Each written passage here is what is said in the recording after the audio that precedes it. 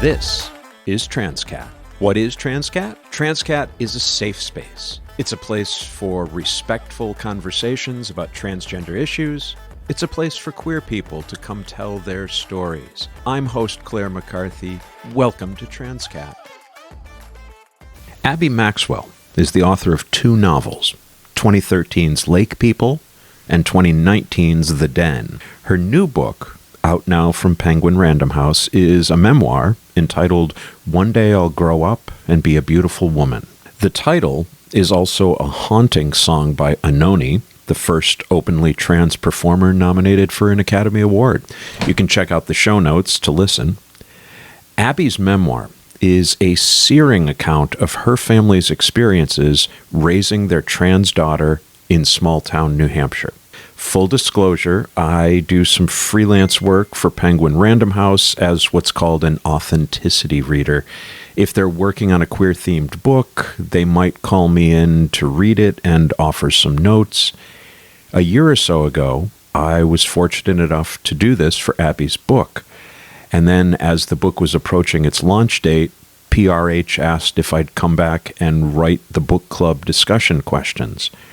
I am so proud to have been even this small, tangential part of this project, and I was delighted to Zoom with Abi for an in-depth look.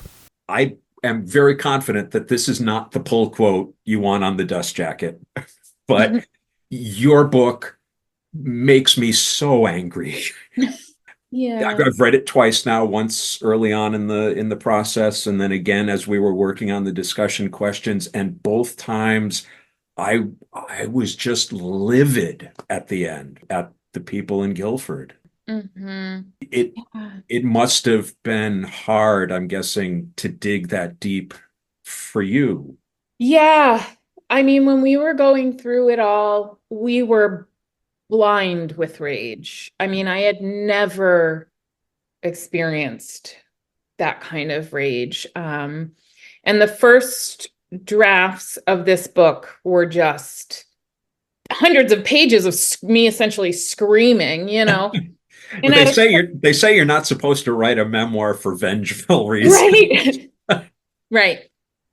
And at a certain point, my editor, who is just brilliant and so kind, she asked me a question, and I was like, oh, my therapist just asked me that question yesterday, which was, what is beneath the rage? And at that time, I was like, it's bottomless. And I still feel that, although when we were in it, it was like a burning rage.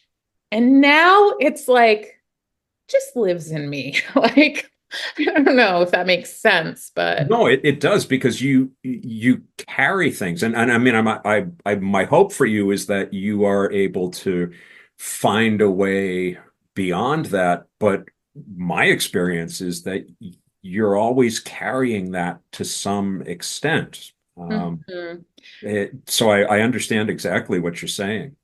yeah. And I think the rage is kind of twofold, because part of it is, you know, at what people were doing. Absolutely. But there's this other part that's just like banging your head against the wall. Like, if you would just take a minute and look and really, really try to understand, you would. Like, Yeah, it's not that hard. right. So, And your intentions are very straightforward. Protect your child. yeah. It could not be any simpler than that, Yeah. because it is at its heart. It's a story about betrayal. Yeah. Yeah. It absolutely is. Mm-hmm. And I'm thinking maybe we should start there, because Sure. you really paint a nice picture early on that you had deep roots in this community in Guilford, Yeah. New Hampshire, that you were not some summer person, you were not some outsider who had come in with this situation. Mm-hmm. Your family went back. Mm-hmm. Yeah. Yeah. And I think, you know, a friend of mine, my oldest friend, recently asked me, like, why did you stay there forever? You know? And I was like, I think I was afraid to raise a child anywhere else. Like that's where I felt safe. Yeah. And so what happened, the story the book tells is really just an absolute breakdown of that. Just Yeah. me coming to understand that the place I was from was not safe at all. And Yeah.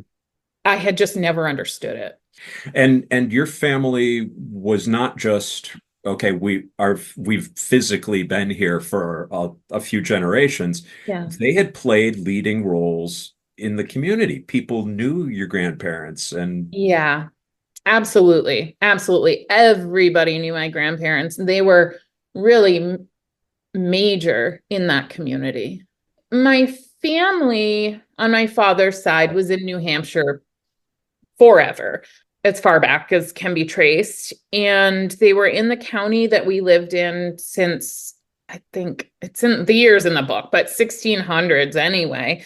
They initially lived in Laconia, which is a very small city that is in the book. And right next to that city is the lake and mountainside town of Guilford.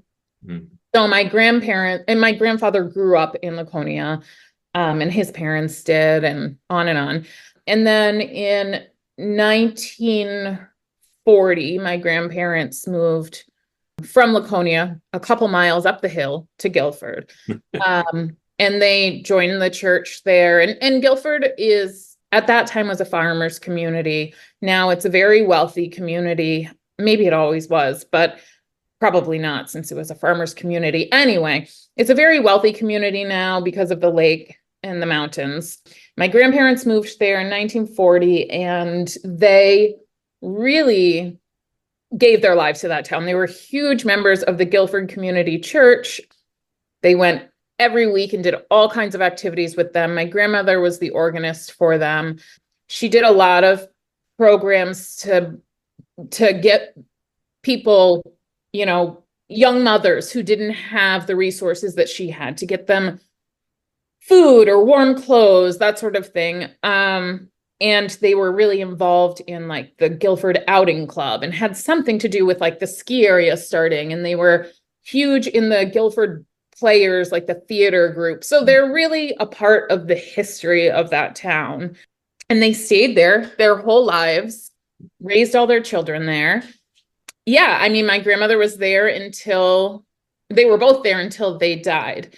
And people still know who they are and talk about them. And they were also business owners. So they owned an ice cream and candy shop it's still going. My father owned it, and now another family does. But so they're very well known. if you're going to be handing out ice cream and candy, you have my love right away. So yeah, so these are not casual connections. These are not shallow roots. This is bedrock part of the community. And I think that's really important for readers to know going into what's going to happen. Yeah. Um, you have this wonderful child, and at a certain point, when your child is young, you start to see signs that eventually you realize mean, oh, my child is on the spectrum somewhere. Mm-hmm. Mm-hmm.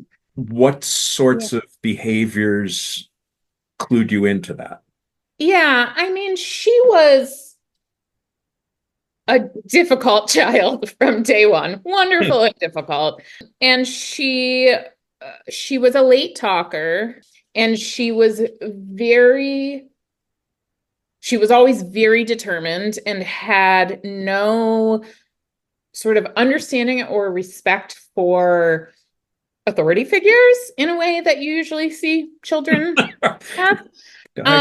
And she was would have major meltdowns, any kind of change in her routine or that sort of thing. She also had just like strange interests. She was obsessed with garbage trucks and spent 2 years of her life, which I know a lot of kids love trucks, all kinds of Sure. trucks, but she spent 2 years of her life driving her little like toy garbage truck around the house and lining up all the trash cans that went with it, and like ripping up paper and putting them in and picking the trash cans up. And it was the only thing she did, to the extent that, like, on her birthday, she asked her friends to bring trash. And so we like built this chute off of the porch, and so she could send the trash down the chute into whatever bucket. Yeah. I don't know, but it was very, very specific, special interests from an early age. I So used to make special birthday cakes for my daughter every year, where you would create something. And now I'm just yeah, envisioning a trash cake. That yeah, I wish I had thought of that. yeah, right. You do a remarkable job in terms of the writing of showing the parallels between you trying to get supports for your daughter as she enters the school system for her autism, Mm-hmm. which just as a former educator, the fact that you had to struggle so much for those supports Yeah. was mind-blowing to me. I've worked with some remarkable SPED departments over the course of my career. It always seemed to me that, federal and state laws dictated all sorts of supports, and that these people just leapt to implement them and to help these kids. But you didn't find that. And as you describe that in the book, it sets the stage for what's coming afterwards. Yeah. And it's still mind-boggling to me, because I know that people in the town of Guilford have had different experiences and positive experiences. And I don't know why ours was so difficult. But yeah, we had to fight tooth and nail for her to get support. And since that time, she has been to the district that we moved to, that you see in the book we moved to in Concord, New Hampshire. And then now she's in another new district. In both those other districts have been phenomenal. And Yeah. they have given us supports that we didn't even know to ask for. They have done everything in their power to support her. And so I think, when I was in Guilford and we were going through that, it was like, I guess a lot of like gaslighting. Like, I was like, what am I doing wrong? Am I crazy? Am I seeing something they don't see? Like, what is happening? But since she's been to two other districts, I think, well, I'm the same exact person, and I'm not behaving in any different way as I advocate for her. So it made it very clear to me that it was something going on there, that they had Yeah. decided something about my child, and how her autism presents itself, how she comes to the world, our family. Who knows? I can make a lot of assumptions. I'll never really know. Yeah. But yeah, when we went through that, I thought that was as bad as it could get. Because when you go in with that, there is a reasonable expectation that the response you're going to get from the school district is, oh, how can we help? Right. And you might encounter a thing where, okay, this specific accommodation we can't do because of X, so we're going to do Y instead. Right. But the expectation is that there's going to be support. Now, the words that they threw at you, I'm very interested in getting your take on them, because none of the interpretations I could come up with are flattering to the school district. But when you put in for supports with special ed, they said that they were denying them because of lack of opportunity and traditional behavior. The hell does that mean, Abby? Yeah. And so, to clarify, the lack of opportunity, they meant because she had not been to preschool, but we had done other things with lots of other family friends, and it's just whatever. That's not the path we took. And I think that I've learned along the way that a lot of parents have had similar fights for special education, and typically it has to do with the district's funding. We were in a very wealthy district. Funding was not the problem.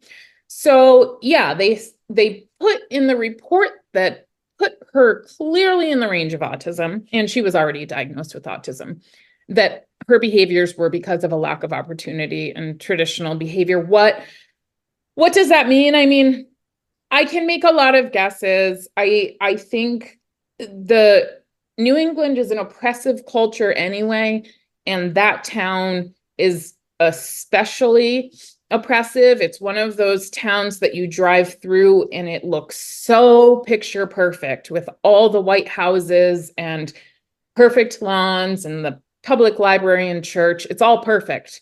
And that's very oppressive. It struck me from the descriptions you put in the book as being the place that if they could afford it, any TV show or movie would want to go film because Yeah. it captures just that flavor. Yeah.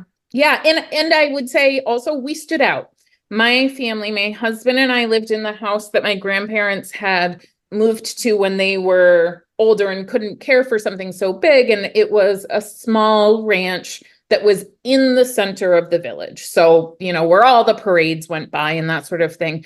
And we didn't take great care of our house. Like, it was pretty shabby by the time, after we'd been there for a while when my grandmother was gone.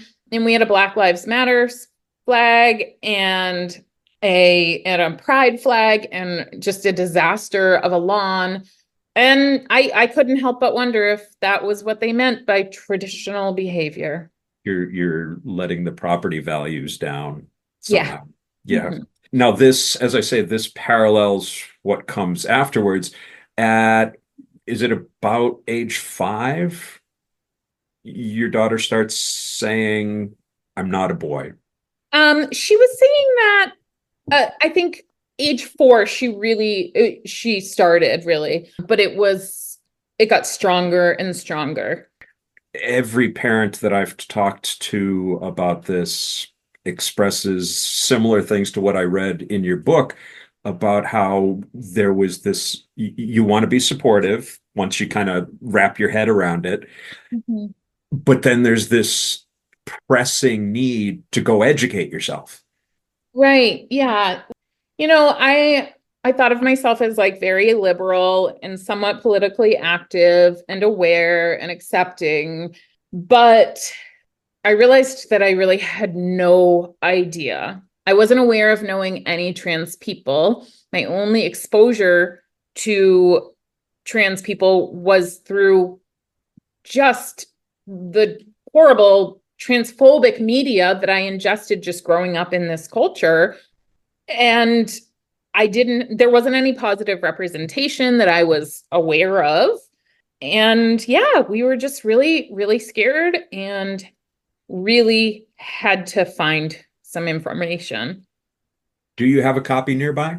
Yeah, I do. Mm-hmm. Okay. So you've had this experience of going to the school district, looking for supports from special ed for your child, and coming away at the very least not completely satisfied. And then comes the time when your daughter wants to go to school and present as female. Okay. So if I was thinking I would be the teachers and the administrator and you could be you. You seem best qualified to play you. So Susan bought books for the resource room, I said. There's a whole stack of them. I Am Jazz explains it perfectly. There are other ones too. I think a picture book is all it would take. great, said one of the teachers. We'll go get the books and take a look at them. It seemed like the best plan possible. But I also knew it wasn't the only reason we were there. I took a deep breath and looked straight to the administrator. I said, "My daughter wants to use the girls' bathroom. The last thing I want is to have my family at the center of a public debate. But on September 17, a new law will go into effect, rendering the district's current policy of sending trans students to the nurse's office unlawful." It'll be taken care of, she said abruptly. "Thank you," I said, taken aback by how simple and swift the conversation was. "We're here to support your family," she said. And with that, she shut her folder, she stood up, and said she had to go to another meeting. And then the other teachers and the guidance counselor got up too, and they all filed out, shutting the door behind them. But I didn't stand. and neither did the principal. She sat directly across from me. The packets of responses to the kids' questions sat on the table between us. She picked them up, smoothed their pages. I remember looking past her out the window to the summer day. We have to balance the opinions of all the parents, she said to me. She wasn't pleading, wasn't apologetic. She was simply informing me. Excuse me? I asked her. This did not seem like the same person who had told me just weeks ago to keep the information coming. But then again, I had experienced the same old feeling with her once before. It had been when I'd gone to her office to discuss my daughter's special education services and been told that there were lots of children in the school with lots of needs, some of whom even needed food. Was she shaming me? It was embarrassing to be told in this way to take up less space, but it was also wrong. I would push forward. Suicide, nearly 50%, appropriate support. These words were like storm clouds, constantly threatening the front of my mind. We have lots of parents out there, she said. All of their opinions are important to us. But the research is really clear, I said to her, aware I was placing a question mark where there should not have been one. Our appointment at Boston Children's still hadn't arrived yet. It would occur during my daughter's first week of school. And just then I wished desperately that it could have been a few weeks earlier. I wanted the doctor's reassurance as I sat there. I wanted that reassurance to occupy me, to back me up, but I had to do it on my own. I said, transgender children exist.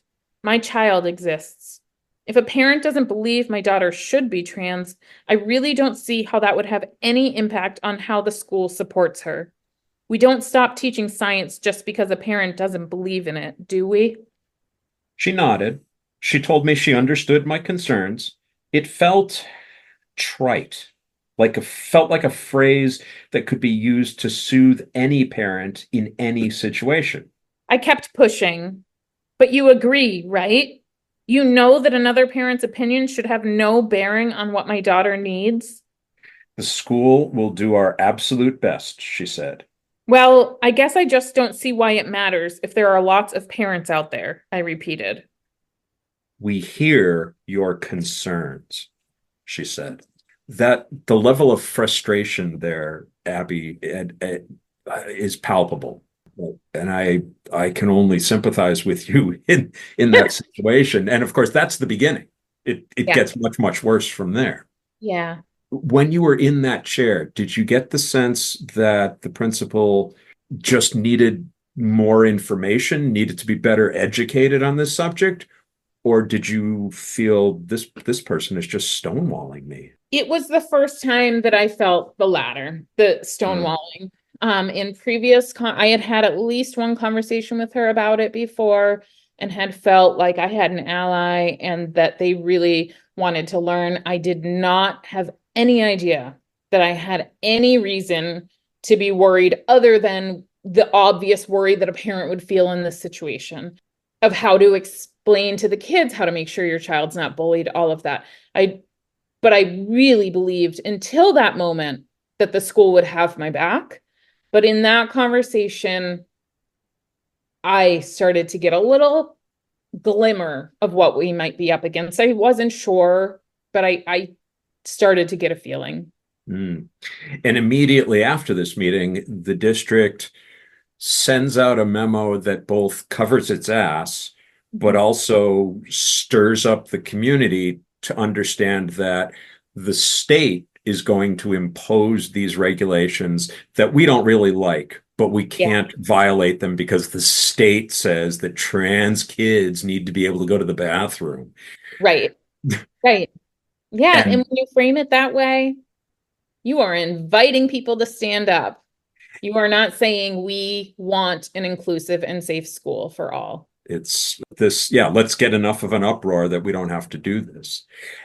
And that's where it goes, that this just astonishingly painful, is it a school board meeting? Yeah. Where person after person Mm-hmm. gets up and argues against your daughter's civil rights, gets up and argues that their feelings are more important than a child's safety. Yeah, and they weren't talking in general about trans and gender nonconforming kids. I mean, they certainly were, but they were also very specifically talking about my child. They were referencing her. They were finding me in the crowd to talk about my child. So it was relentless because the way that that school's bylaws, I guess it is, works was that they had to have 3 public meetings before passing a policy. And because people came out before they put it on the agenda, it meant that there were, I think, 4 months of these giant school board meetings where people just came out of the woodwork to talk about my child.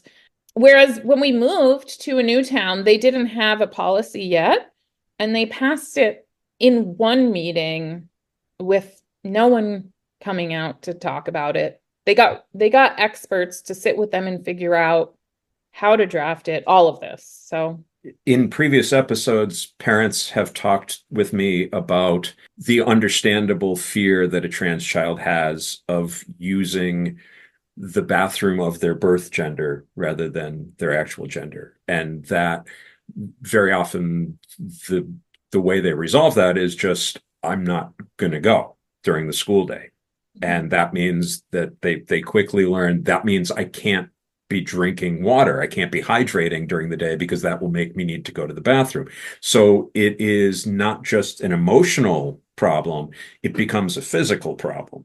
For those who maybe aren't familiar, especially, mhm. what's wrong with the argument that says, well, you were allowed to just use the nurse's bathroom. It's a single occupancy bathroom. You go in, you lock the door, you're safe. Why is that not a reasonable solution? Right. And I do think a lot of well-meaning people think that.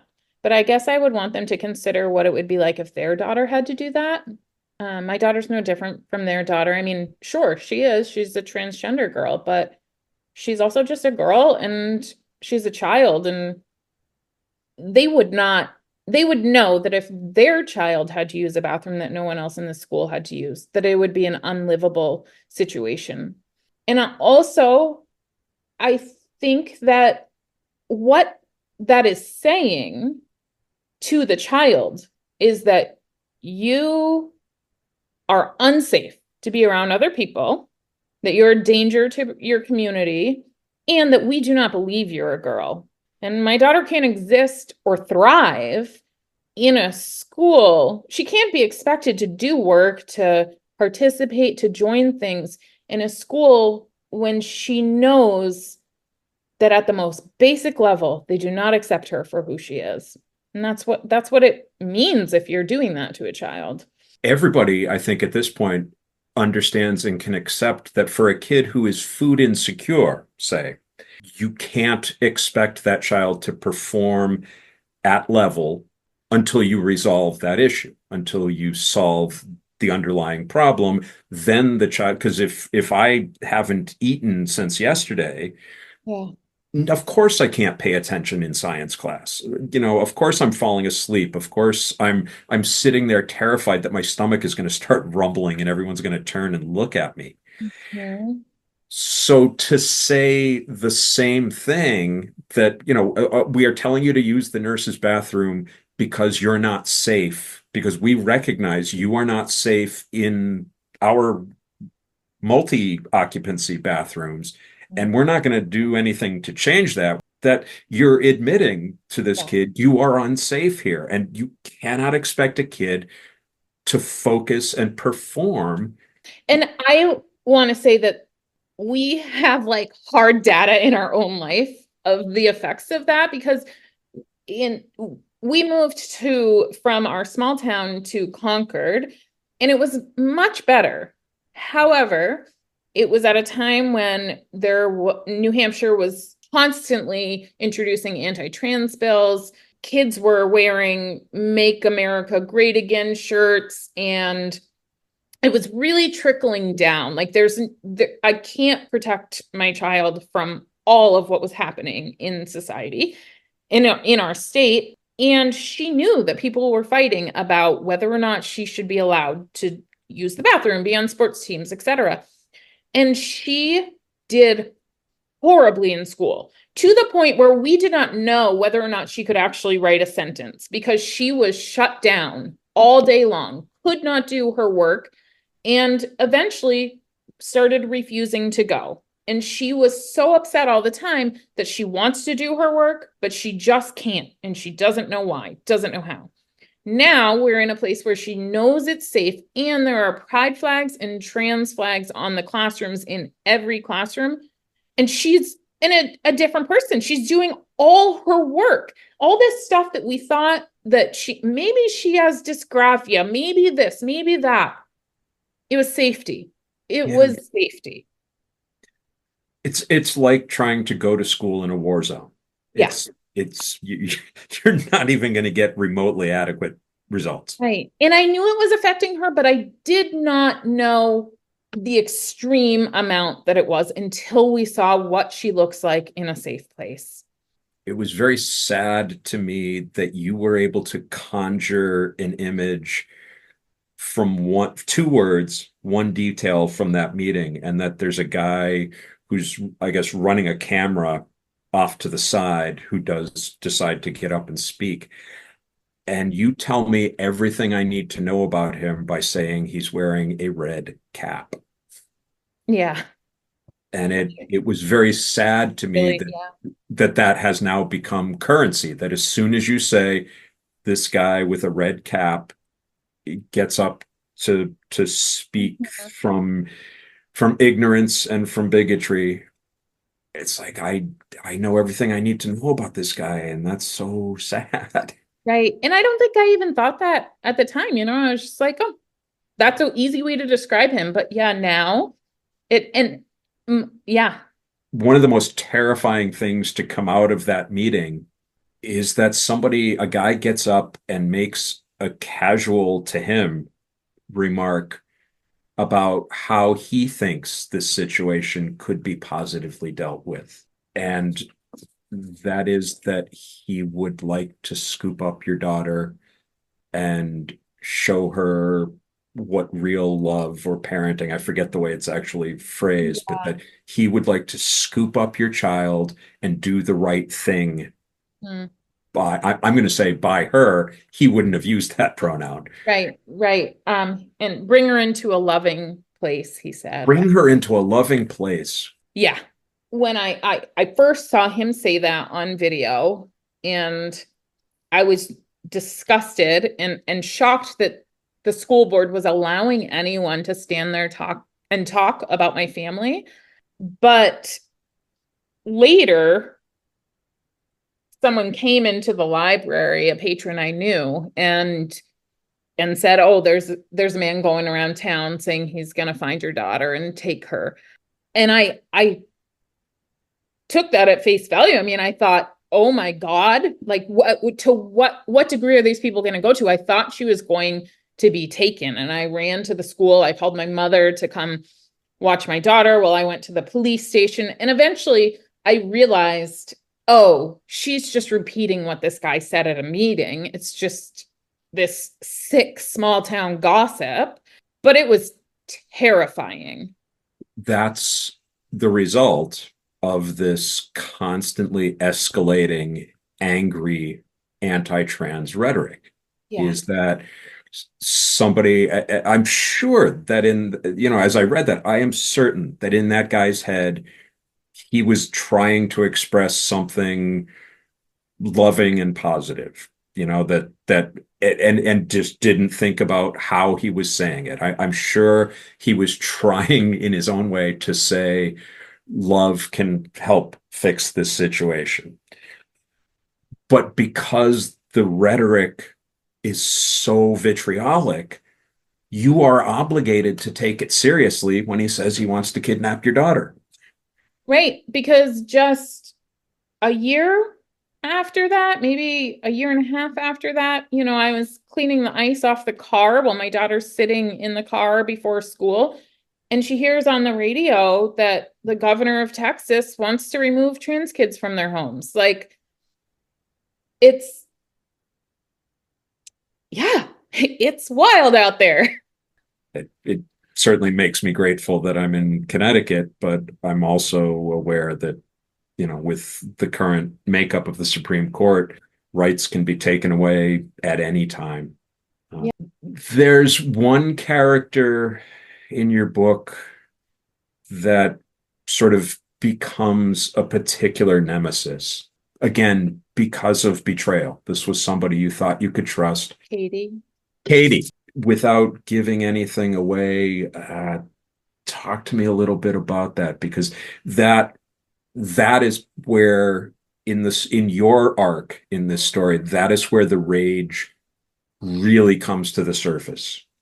Yeah, she and her husband I worked at the library, and was eventually the children's librarian there, and she and her husband were big library users. I spoke with her all the time. I adored her children, who were in my story times and, were very involved in the library. She and I had children. Her daughter was in the same grade as my daughter and in the same classroom, the year my daughter transitioned. I didn't know her well, but she was always someone who I knew and really enjoyed talking with. And she and her husband came out to really kind of lead the charge fighting against my daughter's rights. And to the extent that I believe it appeared that they had hired a lawyer. There was a lawyer there recording them when they were speaking at meetings, and they knew exactly kind of what to say to hold the school board accountable. And as she was doing all of that, she was also trying to still stay on my good side, really like waving to me when I crossed the street and asked me how I'm doing. If she saw my daughter, she would ask my daughter how she was doing. And she even went so far as to reach out to me to ask me how she could be an ally. So Yeah, there's a degree of disingenuousness to that is just shocking. I mean, it's possible that she's just not aware of the mm, dichotomy between what she's doing and who she's perceived to be in the community, yeah, but it really is just staggering that she can't make that connection between the fact that you are doing something incredibly harmful deliberately. It's not like, I'm sorry, I accidentally misgendered your child. This is, mm-hmm. I am actively, as you say, hiring a lawyer to act against your daughter's interests. Yeah, But let's show up at the bake sale together. right, right. Yeah. And I think about her still because I still think, I really kind of liked her. And I really think she could probably get it if she wanted to, or if she tried. I know that she and her husband want the best for their children. It really still breaks my heart. I hope she reads the book, but I don't think she ever will. Your quest to get special ed supports, as I say, kind of informs the transgender journey. Mhm. But the other piece that really informs it in a just aching way is your brother's experience of the town. Yeah. Noah also did not have a good experience of Guilford. Yeah, and so my grandparents were in Guilford when we were growing up, and our parents were in nearby towns, but I think just the whole small town New Hampshire experience. He's gay, and he was growing up in the 80s and 90s, and bullied quite a lot, dropped out of high school, and just had a really, really rough road. And is doing great now. Good. So That was going to be my next question. I'm very, yeah. very glad to hear that. Who do you see as the audience for this book? Who would you Right. like to hand a copy of this book to? So my family recently left New Hampshire because of the legislation. And as we were leaving, as we were preparing to leave, there were moments when I thought, I don't know how I'm going to live through this. It is so hard to do on so many levels. And we loved our home. And I kept looking around and thinking, why aren't these people who supposedly love me, love our family, why aren't they helping? Where are they? And we did get support, but it did not come from the places that I would have expected it would come from. Yeah. And I have been thinking about that so much. And I keep thinking, well, what if people didn't seem to get it? People who I think love me, love our family. And I kept thinking, well, what if their child were no longer allowed to play on a sports team? What if if their child's medical care was being threatened or banned? They would know that they could not live there, that they could not expect to have any kind of life there. But they didn't seem to get why it was like that for us, which then leads me to believe that they don't, on some level, fully understand my daughter's humanity. I don't know how to put it other than that. And so I think that this book is I want everyone to read it. I really believe that it can open people's eyes.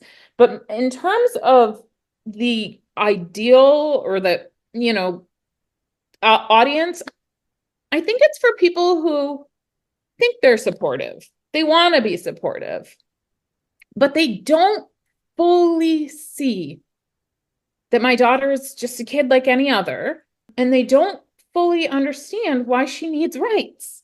That what you're saying makes perfect sense. There is, and this is something that comes up regularly here, there is a wide gulf between saying, oh, I'm supportive, I'm an ally, and actually acting on that, actually stepping up for a family in need, actually lobbying for change in legislation that would protect kids like Greta. Yeah, absolutely. And I think, we hear this term of like, oh, othering somebody passed around a lot. And I don't think that we always make sense of what that means. But when I was, I think, 19 years old, I came from small town New Hampshire, never been anywhere in the world. I was an exchange student in India and lived with a family there. And my host mother had told me that her brother had died very recently. And so her parents had sent her to the city, arranged her marriage, sent her to the city to get married to kind of try to be happy again. And I remember thinking at that moment, oh, well, her brother died, but she couldn't possibly be feeling the pain that my best friend, whose brother had also died, she couldn't be feeling the pain that my friend felt because she's came from this place that had a lot of suffering, da da da.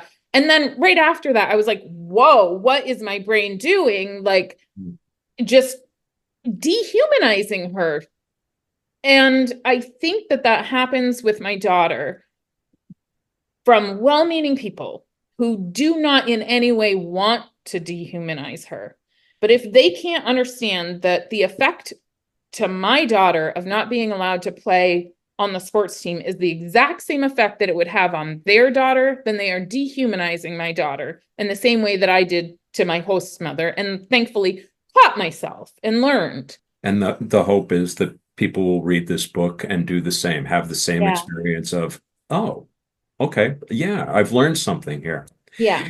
Abby, let's end this on an up note if we can. Yeah. You said that in your new home, your daughter is doing well in school. Is she playing sports? She actually is. In a total shock to all of us, she joined the cross country running team.